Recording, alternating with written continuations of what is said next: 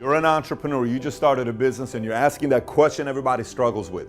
Who do I hire first as my first employee?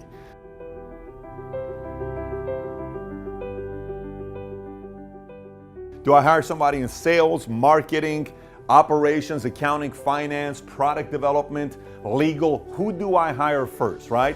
Now, before I answer that question for you, it's a very simple answer, but before I answer that question for you, you got to keep one thing in mind. If you're a startup and you're an entrepreneur and you're already funded, you have money, that group that gave you the money is already expecting you to have a team together because they're not going to give you the money without you having a team to show, here's who I have. Okay, I'm assuming that I'm talking to the group that doesn't have money today. You're without money.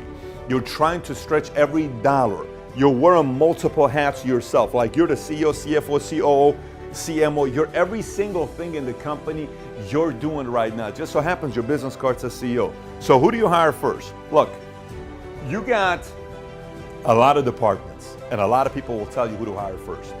For me, it's a very simple thing to be processing and thinking about. So look at it this way. Any sports team that already has a position, if a team already has a quarterback, you're gonna go get another quarterback? No. If a team already has a very, very strong center, you're gonna go get another center? No. If you're running a business, whatever your strength is, the first person you hire is your opposing strength. That's your first hire, your opposing strength. Well, Pat, what do you mean the opposing strength? If you're in sales, most salespeople who are very, very good in sales are not necessarily very good in operations, okay? Now, if you're very good at operations, you're probably not very good in sales. If you're incredible at product development, most product development people don't like to be around a lot of people, so you need sales. If you're in sales and you're a great salesperson like Ray Kroc, but you don't know what product to develop, you need somebody here.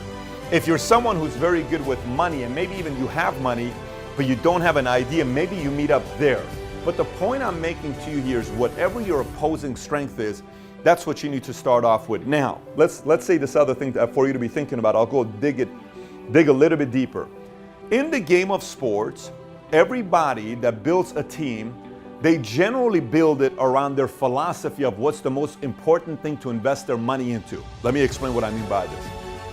Some teams build around one player, okay? So for instance, Chicago Bulls, Michael Jordan, they built around one player. Michael Jordan was the main player. Then they brought supporting cast to be around him, right? I don't know what you're going to be building your business and your philosophy and your system on.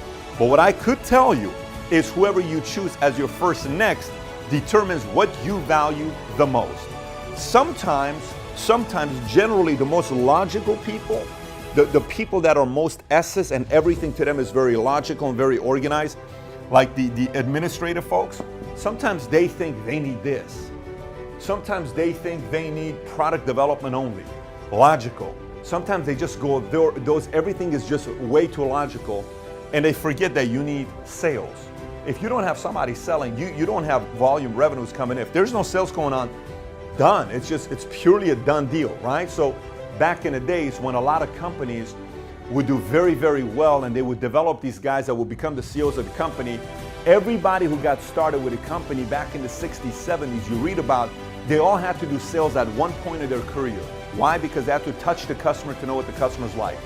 That is my focus. I like to hire this first. So if you're not sales, I like to hire this first. When I got started, I'll tell you for myself, I was this first and I'm marketing. This is me. So guess what I needed? I needed here, I partnered up with here, somebody that designed the products that I needed. So without this, I don't have a product to sell. So I got product to sell and I needed admin. Then I got this. I already had somebody that was helping me out with this, but then I got this, then I upgraded this to a whole different level. So as you're thinking about this with your business, whatever business you're running, take this sheet of paper out, take a sheet of paper out and ask yourself, what is my strength and what are the opposing strengths that I need? Go recruit that person. Go hire that person. Stop hiring people that are just like yourself. It's cool to be around people that are just like yourself. It's fun when you're around people like yourself. That's good maybe when you have a friendship, but not when you're running a business. You're trying to create a business, and a business, if you run out of this, you shut down the business, you're going back to having a job. So you got to make sure you make the decision of who you hire first in a very, very proper way, or else you won't be in business for too long.